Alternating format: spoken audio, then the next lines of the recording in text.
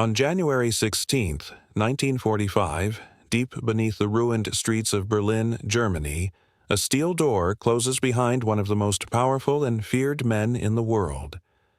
Above ground, the capital of the Third Reich is already beginning to die. The distant thunder of Soviet artillery rolls across the city like a continuous storm. Buildings that once represented the authority of Nazi Germany stand shattered, their windows blown out, their walls blackened by years of war.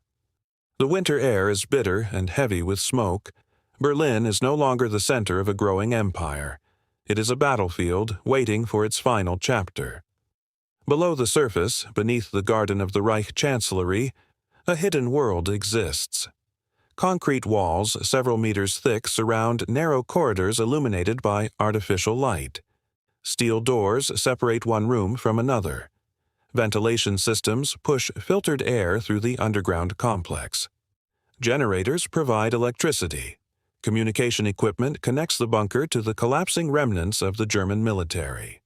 This is the Führer bunker. Designed as a command center and emergency shelter, it was built beneath the heart of Nazi power.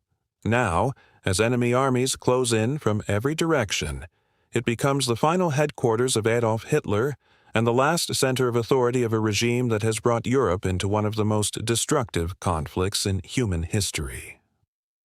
Inside these reinforced chambers, Hitler continues to issue orders to armies that no longer exist in any meaningful sense. Maps cover tables. Telephone lines carry desperate messages. Officers move through corridors knowing that the war outside cannot be won. The bunker is not a fortress in the traditional sense. It cannot stop an advancing army. It cannot protect Berlin from capture. It cannot reverse years of military defeats.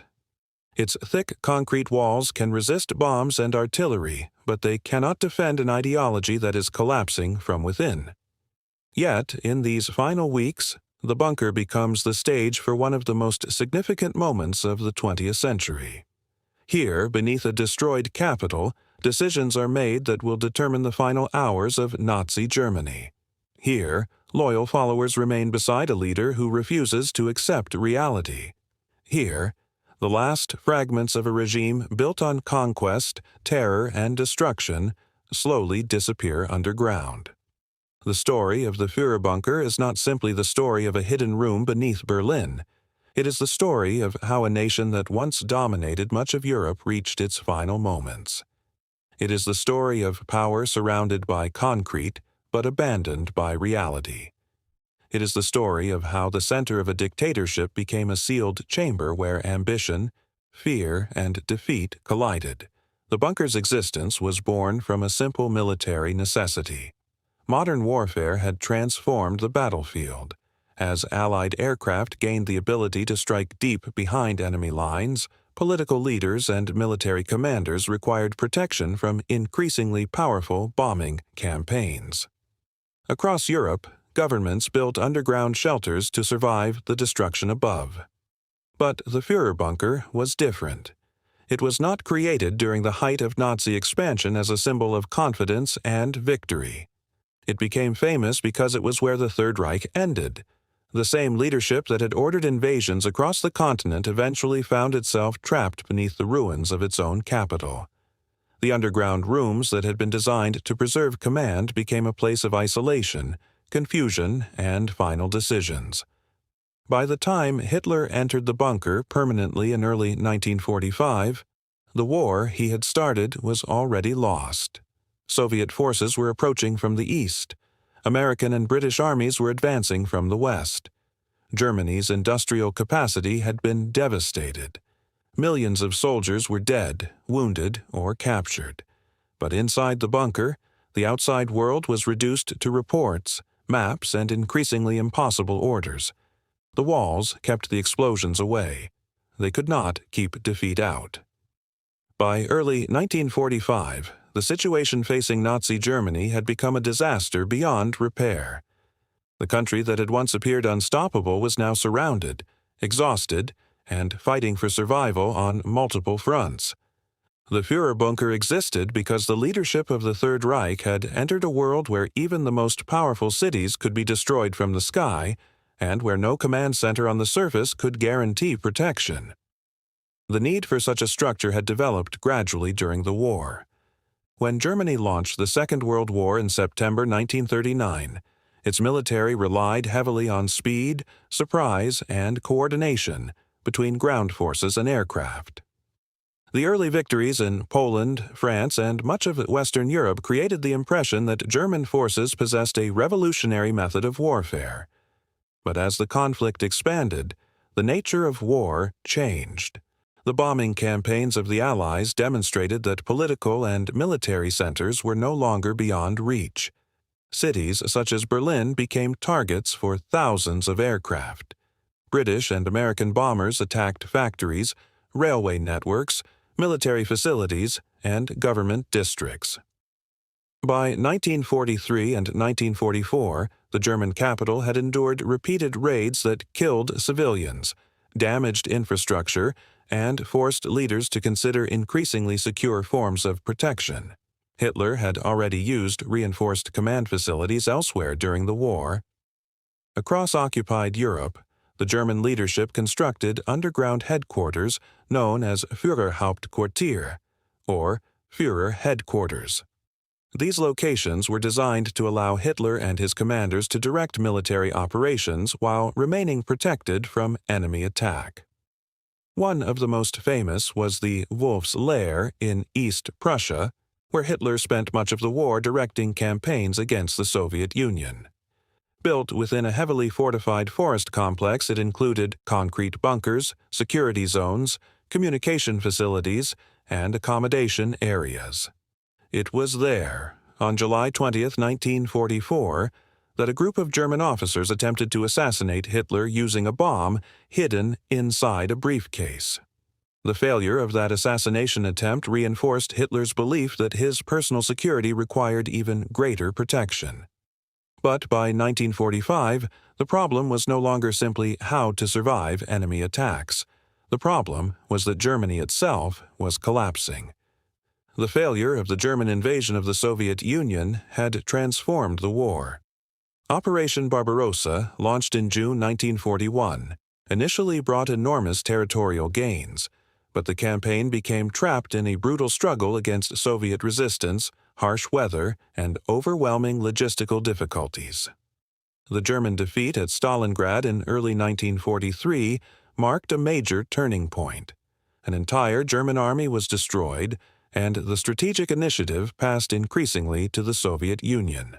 From that point onward, German forces were pushed backwards. In the West, Allied forces returned to continental Europe with the Normandy landings on June 6, 1944.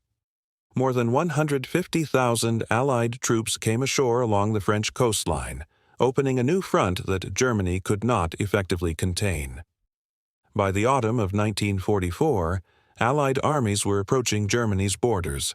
At the same time, Soviet armies advanced relentlessly from the east. The Red Army had recovered from the disasters of 1941 and developed into a massive military force with millions of soldiers, thousands of tanks, and vast artillery formations. The Soviet advance through Poland brought the war closer and closer to Berlin. The figures reveal the scale of Germany's collapse. By 1945, the Wehrmacht had suffered millions of casualties across Europe and was increasingly dependent on inexperienced recruits, older soldiers, and poorly equipped units. Fuel shortages restricted movement. Allied bombing had damaged production facilities. Railway systems that once supported Germany's military campaigns had been severely disrupted. The Führer bunker was constructed under these conditions of fear and preparation. The original underground complex beneath the Reich Chancellery was not built as one single structure. The earlier bunker, known as the Vorbunker, was completed in 1936 as an air raid shelter. It was later expanded when construction began on the deeper Führer bunker in 1943, under the direction of architect Albert Speer's organization. The deeper bunker was created as the threat to Berlin increased. It was positioned approximately 8 meters beneath the garden of the Reich Chancellery and connected to the older shelter system. The reinforced concrete ceiling was designed to withstand heavy bombing, with some sections reaching several meters in thickness. It contained around 30 rooms, including offices, bedrooms, conference areas, communications rooms, kitchens, medical facilities, and mechanical areas. The environment was functional rather than comfortable. It was a place designed for survival and command, not ordinary living. Yet, the bunker's greatest weakness was not physical. No amount of concrete could solve the strategic failures surrounding it. By the time Hitler moved there permanently, Germany's enemies were no longer distant threats. The Soviet army was advancing towards Berlin, and the final battle for the German capital was approaching. The bunker was ready. The war outside was not. Inside the underground complex beneath the Reich Chancellery, every detail had been designed for one purpose: to allow Germany's leadership to continue functioning even under the most extreme conditions. The Führerbunker was not built like a palace or military headquarters meant to project confidence.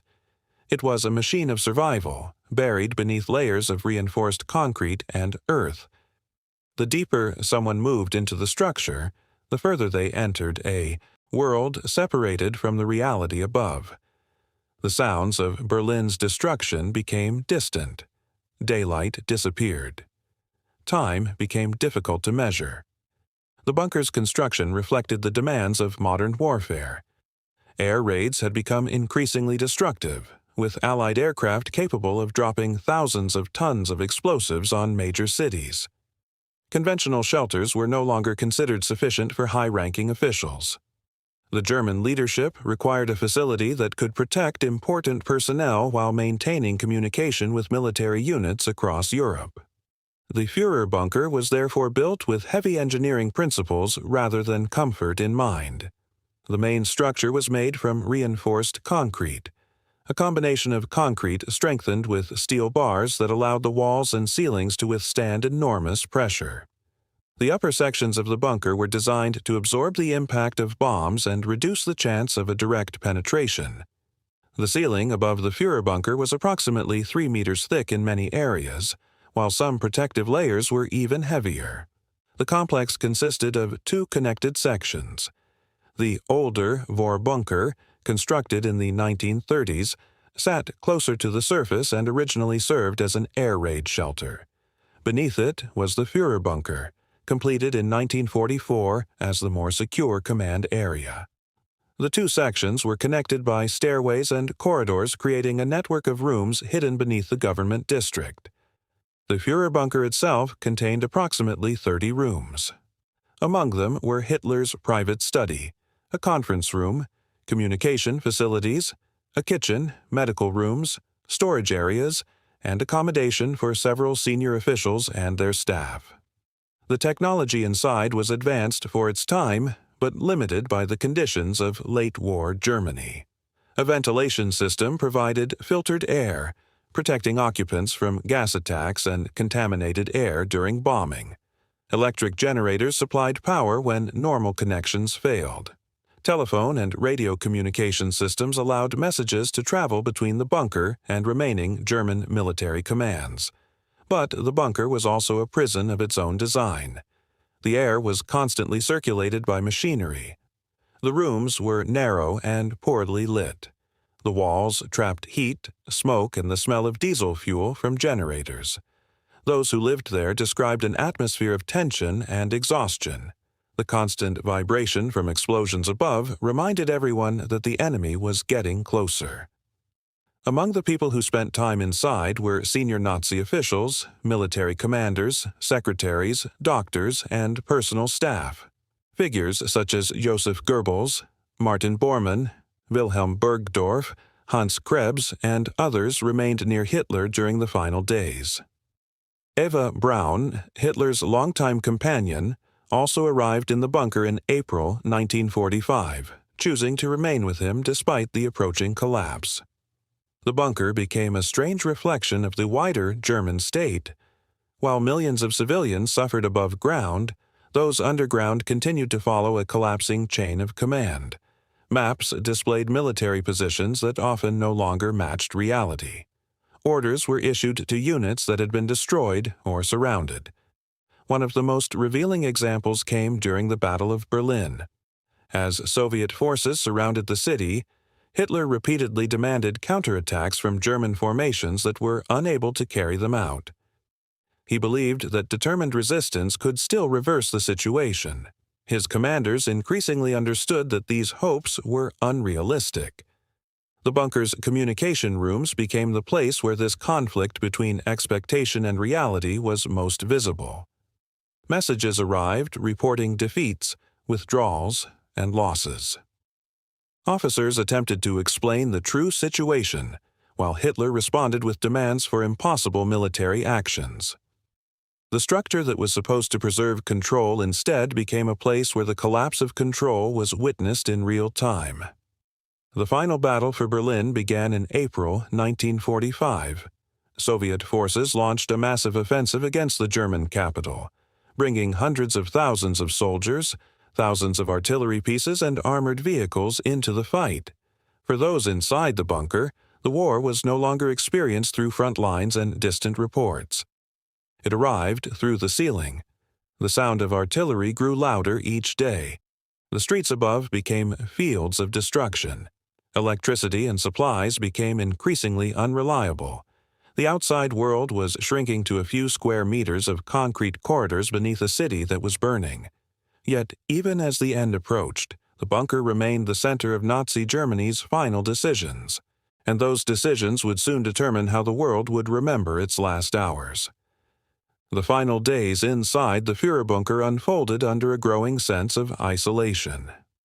Above the concrete ceiling, Berlin was being transformed into a battlefield. The Soviet Red Army was advancing street by street, while German forces attempted to defend a city that had already lost any realistic hope of holding back the enemy. On April 16, 1945, the Soviet offensive, known as the Battle of Berlin, began. Marshal Georgy Zhukov's First Belarusian Front and Marshal Ivan Konev's First Ukrainian Front launched their attacks towards the German capital. The operation involved more than 2 million Soviet troops, thousands of tanks, and enormous artillery support. Their objective was not only military victory but the capture of the center of Nazi power. Berlin had been declared a fortress city by Hitler. German commanders were ordered to defend it at all costs, but the forces available for this defense were a shadow of the army that had invaded Europe only a few years earlier. The defenders included exhausted Wehrmacht units, Waffen-SS formations, police forces, members of the Hitler Youth, and civilians who had been given weapons despite having little or no military training. Exact numbers remain uncertain, but hundreds of thousands of German troops and irregular fighters were involved in the defense of Berlin. Many of them had little chance against the experienced Soviet forces surrounding the city. Inside the bunker, the atmosphere became increasingly desperate. Hitler spent hours studying military maps, searching for possibilities that no longer existed.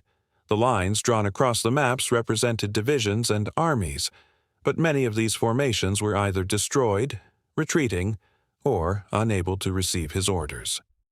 According to wartime reports and later testimonies from those present, senior officers increasingly struggled to communicate the reality of the situation without provoking Hitler's anger. The most important military discussions were held in the bunker's conference room.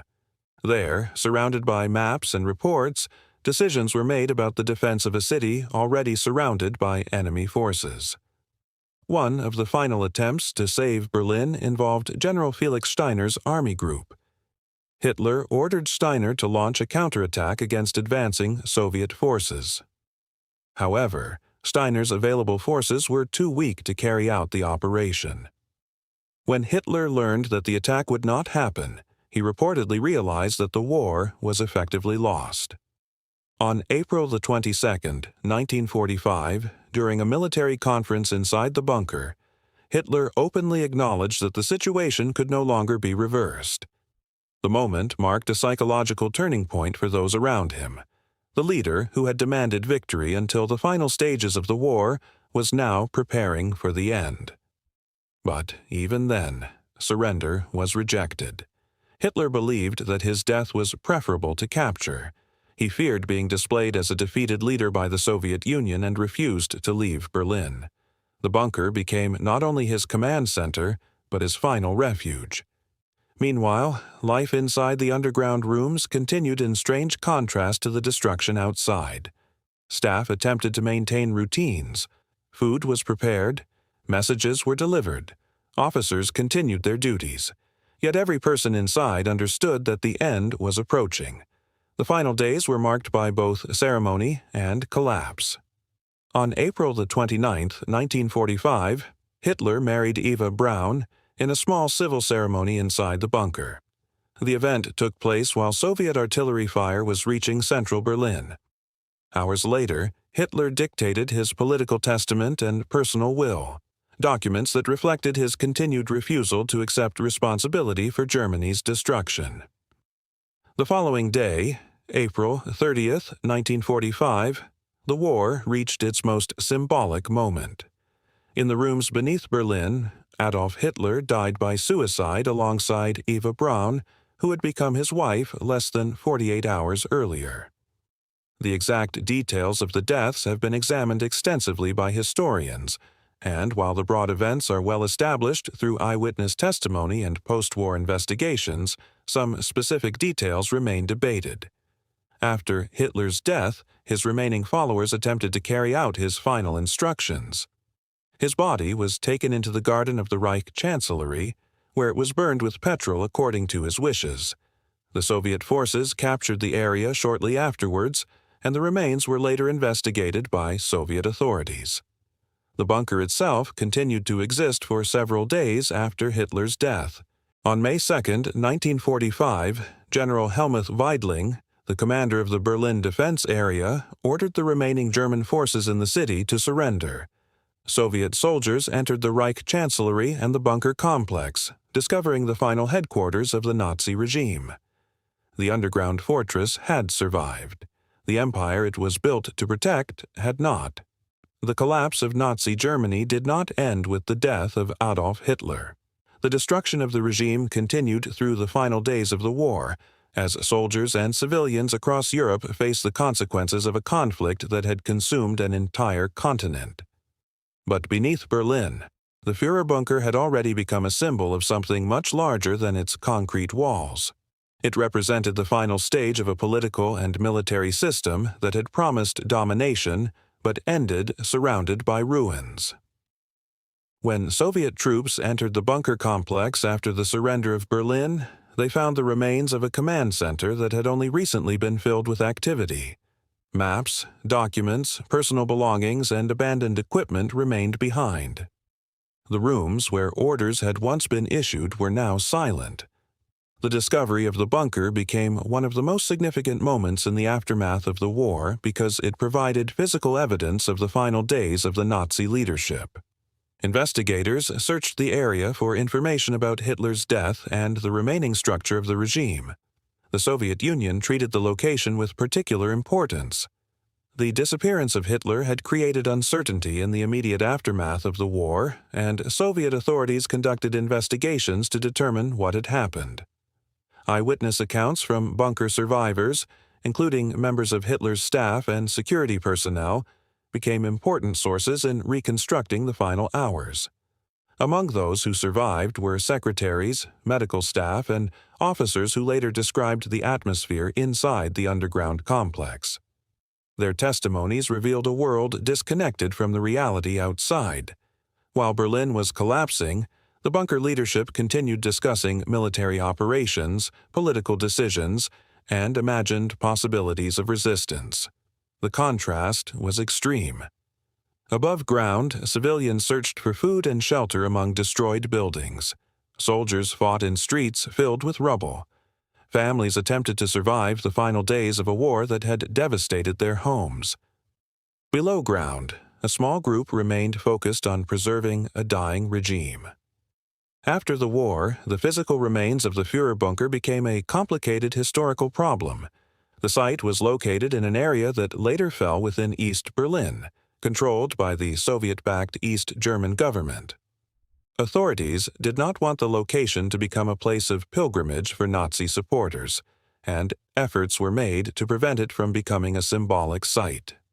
In 1947, parts of the bunker were damaged in attempts to demolish the structure. However, because of the enormous strength of its reinforced concrete construction, the bunker proved extremely difficult to destroy completely.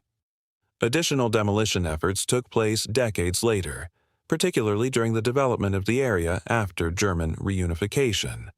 Today, most of the original bunker complex is no longer visible. The exact location is marked only by information boards explaining its historical significance. There is no surviving underground museum inside the former bunker, and the site has intentionally remained relatively ordinary. This decision reflects an ongoing debate among historians and the public.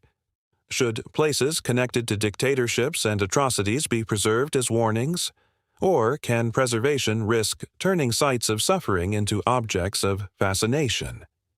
The approach taken with the Führer bunker has been to acknowledge the history without creating a monument to the people who occupied it. The emphasis remains on education and remembrance rather than celebration. The bunker's story also influenced how future governments and military organizations thought about command facilities and leadership protection. During the Cold War, both NATO and Warsaw Pact nations invested heavily in hardened underground command centers designed to survive nuclear conflict. These facilities reflected lessons learned from the Second World War, when air power had demonstrated that surface headquarters could be destroyed quickly. However, the Führer bunker also demonstrated a different lesson. A secure command center can protect individuals from physical danger, but it cannot protect leaders from strategic failure. Technology can preserve communication. Concrete can resist explosions. Engineering can create survival spaces underground, often conflicted with expectations. Orders could be transmitted, but they could not create armies that no longer existed. This distinction is important when comparing it with successful command centers. A headquarters is effective not simply because it is protected. It is effective because it allows accurate information, realistic planning, and timely decisions. The strongest walls cannot compensate for strategic mistakes. The Second World War produced many examples of protected military facilities, but their effectiveness depended on the people using them. The Führer bunker's concrete construction was a technical achievement. Its ventilation system, communications equipment, and reinforced structure represented advanced engineering for the period. But its historical significance came from the human decisions made inside. The bunker became the location where the final stage of Nazi Germany unfolded.